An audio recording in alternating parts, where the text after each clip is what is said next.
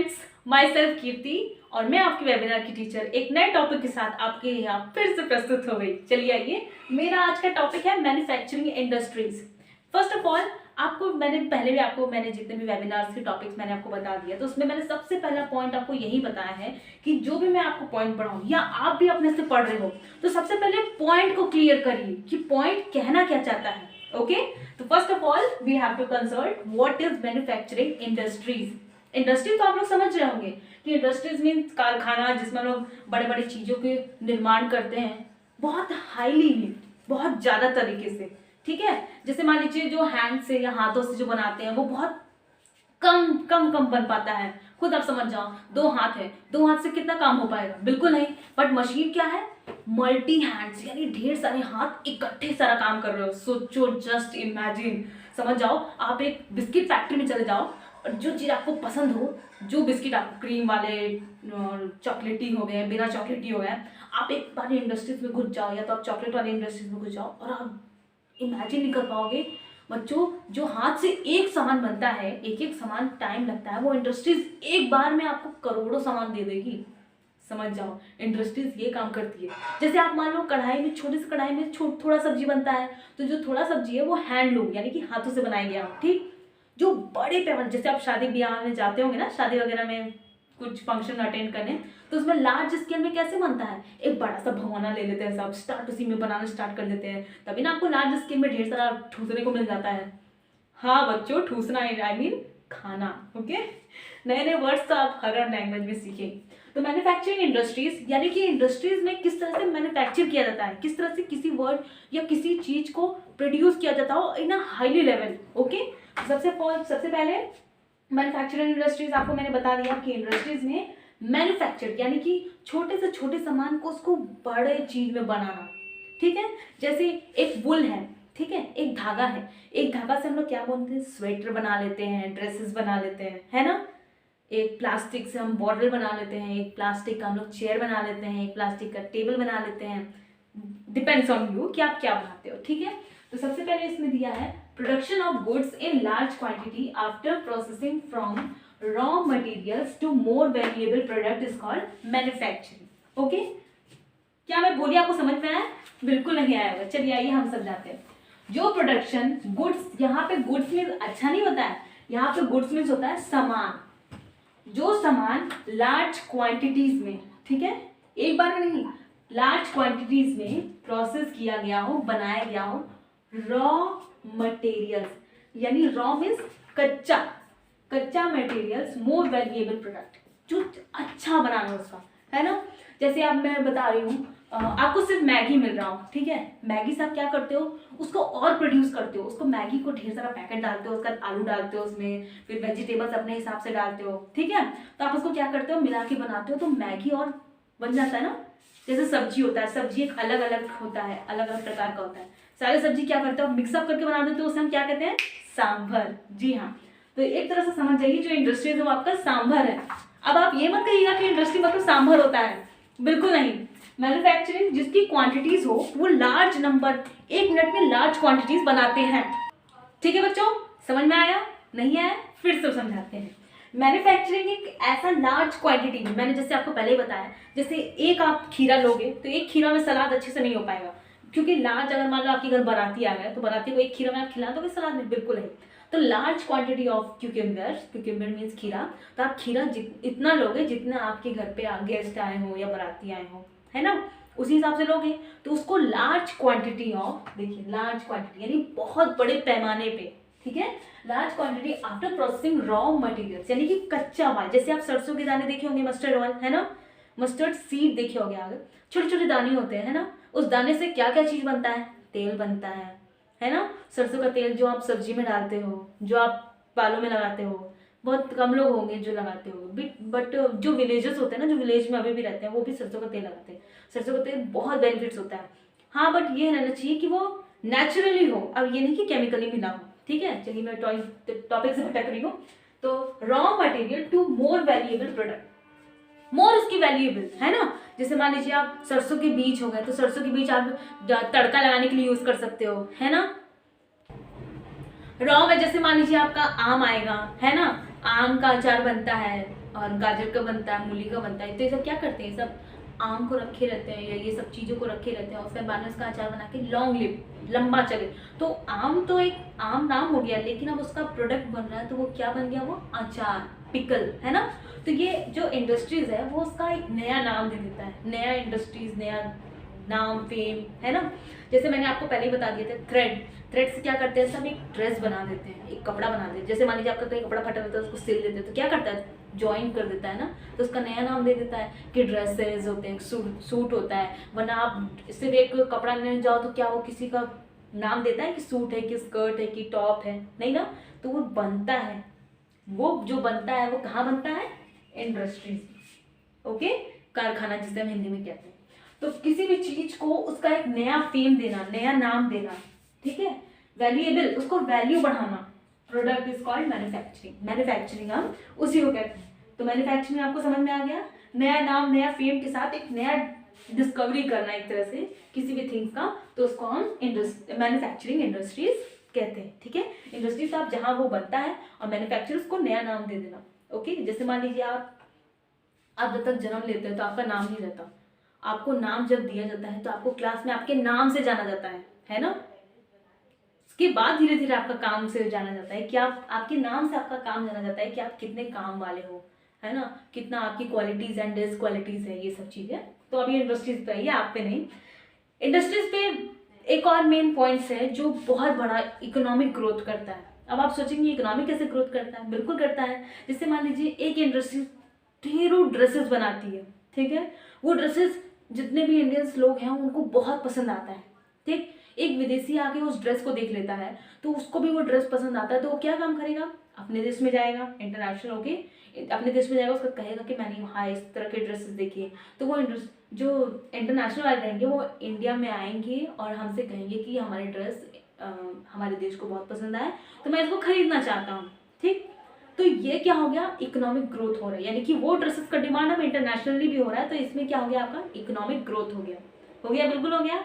तो economic growth भी industries में बहुत मेन इंपॉर्टेंट पॉइंट्स है, ठीक है। तो आप इसको भी ध्यान रखिएगा। जैसे मान लीजिए मैन्युफैक्चरिंग इंडस्ट्रीज में मैंने आपको मैन्युफैक्चरिंग का तो डेफिनेशन बता दिया, बट एक और इम्पॉर्टेंट है जो कि मैंने आपको बता ही दिया था, कि वो क्या करते हैं, स्ट्रेंथ ऑफ मेजर, आपको मेजर करते हैं इकोनॉमिक ग्रोथ के, कि आप मेजर करिए कि ये चीज़ कितना इंपॉर्टेंट है, ठीक है। अब जैसे नेक्स्ट आप देख लीजिए इंपॉर्टेंट ऑफ मैन्युफैक्चरिंग।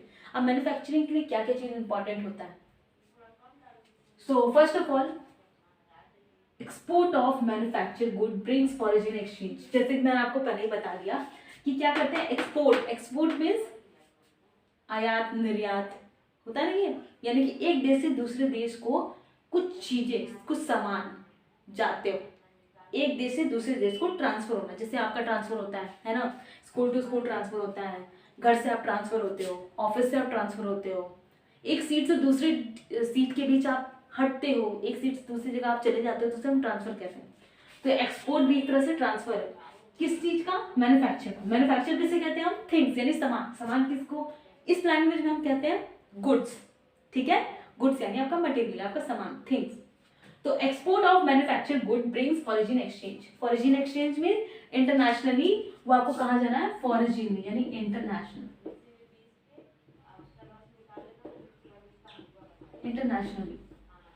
विदेश में, फॉरेन एक्सचेंज यानी कि देश से विदेश में जा रहा हो, तो इसमें हमारा क्या होगा, इकोनॉमिक ग्रोथ, ठीक है। हमारे इसमें क्या बढ़ेगा, इकोनॉमिक ग्रोथ। और इकोनॉमिक ग्रोथ हमारे इंडिया के लिए बहुत अच्छा है ना, हमारे लिए बढ़ेगा। हमसे कोई देश, दूसरा देश खरीदेगा तो हमें क्या मिलेगा, मनी।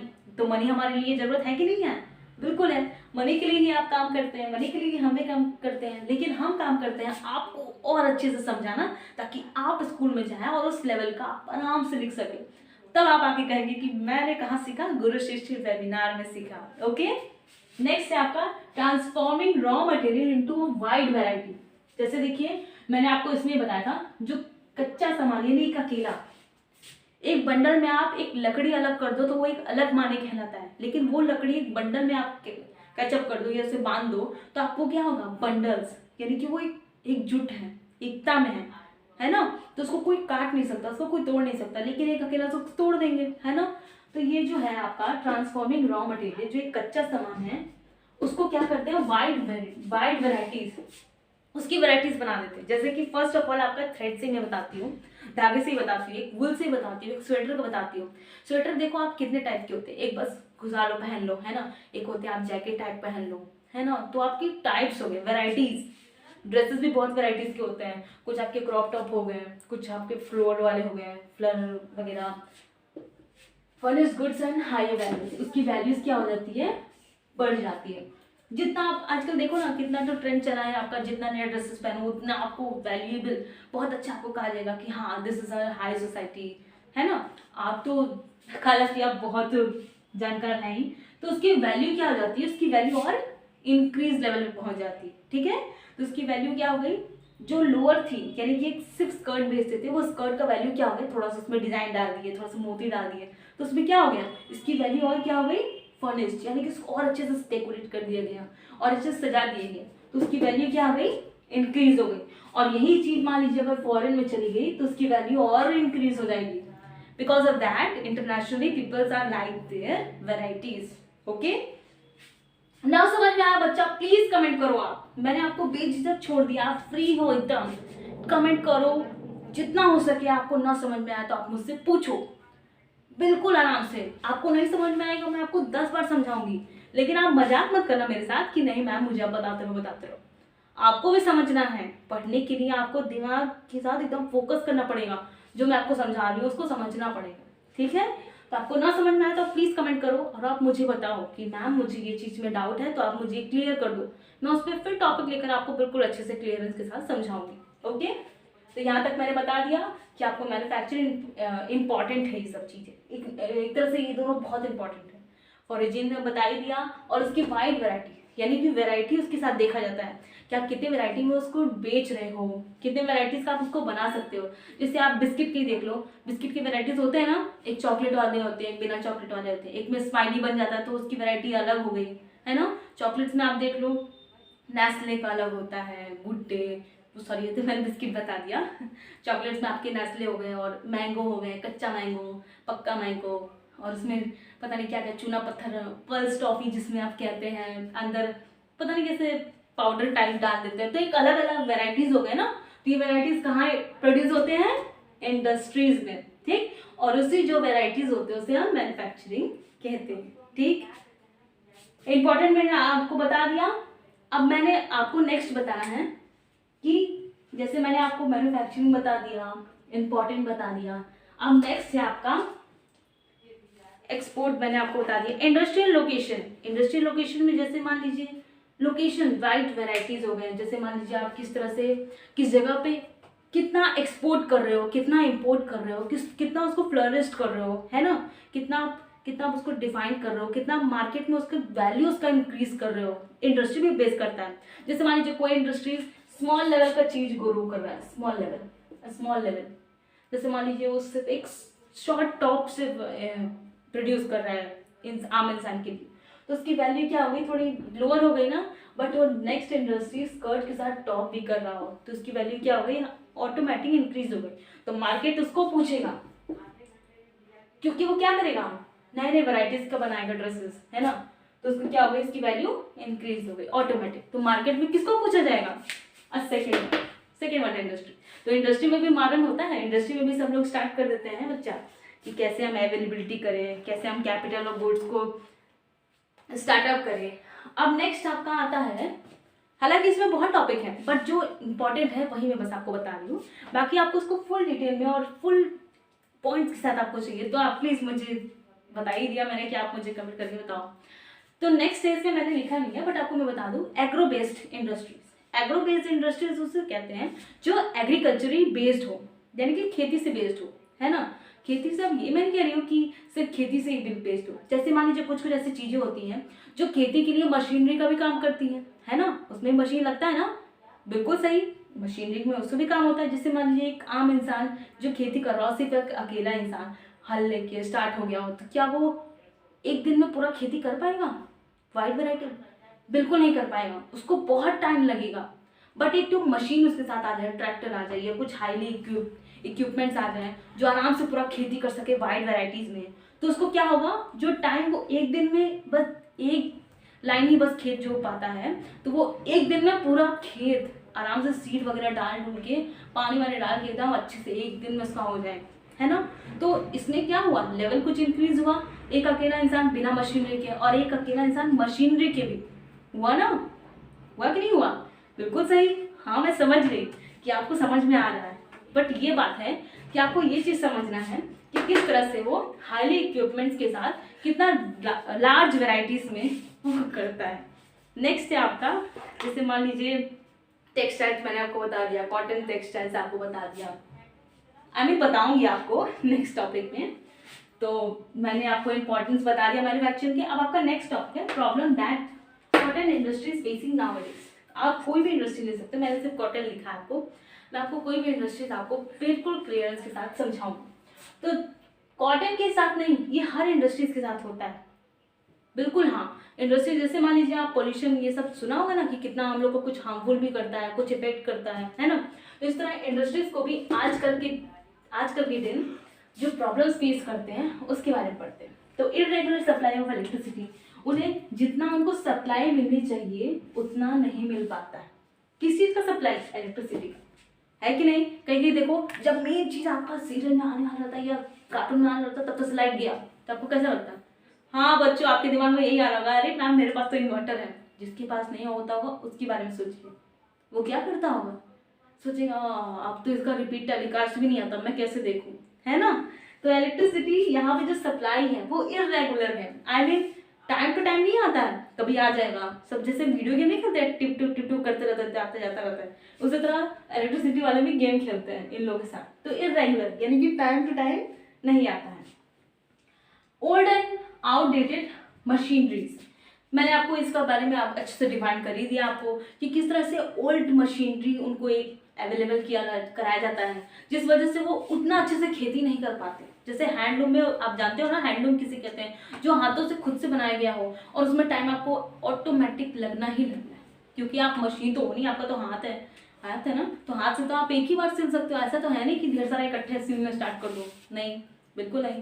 तो आप मशीन भी क्या करती है, एक साथ पूरे लार्ज क्वांटिटीज में, लार्ज वेराइटीज में, वेराइटी, हाँ जी बिल्कुल, वेराइटीज में वो क्या करते हैं, एब्जॉर्ब करते हैं, आई मीन इसको पूरा फर्निश कर देते हैं, पूरा एकदम डिफाइन कर देते हैं कि हाँ चलो इकट्ठे पूरा बना दो, ठीक है। नेक्स्ट है आपका लो आउटपुट ऑफ लेबर्स, जो लेबर्स होते हैं उनको जो आउटपुट्स होते हैं, आई मीन जो लेबर्स होते हैं वो बहुत कम, लार्ज क्वांटिटी में, बहुत कम क्वांटिटी में मिलते हैं, है ना। जो उनके आउटपुट्स होते हैं, आउटपुट्स में कितना उनको एक दिन में कितना वो कर पा रहे हैं।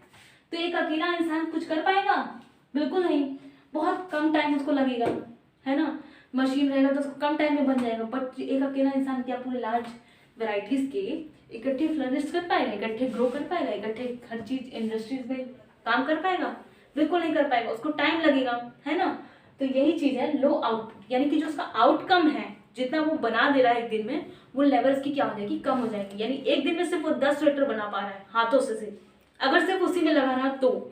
लेकिन मशीनरी क्या करेगी, एक दिन में पूरा लाखों का ड्रेस एक ही दिन में बना के रख दी, तो किस में ज्यादा फायदा है, मशीनरी में। मशीनरी किस में आएगा आपका, इंडस्ट्रीज में, और इंडस्ट्रीज और मैन्युफैक्चरिंग टॉपिक के लिए पूरा बेस्ड। नेक्स्ट आपका लास्ट है tough competition with the synthetic fibre industries. जो आपका सिंथेटिक फाइबर इंडस्ट्रीज है, सिंथेटिक आप समझ रहे हो ना हाँ जी बिल्कुल बिल्कुल सही, इसमें कंपटीशन होने लगता है। सिंथेटिक में नहीं, हर लेवल में होता है।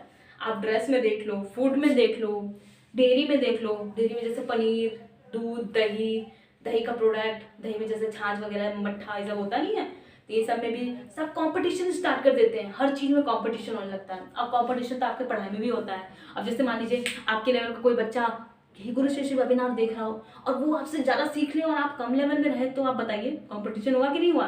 तो आपको भी उस लड़की के लेवल में आना पड़ेगा। तो आपको कहाँ आना पड़ेगा, गुरु शिष्य वेबिनार में, बिल्कुल सही।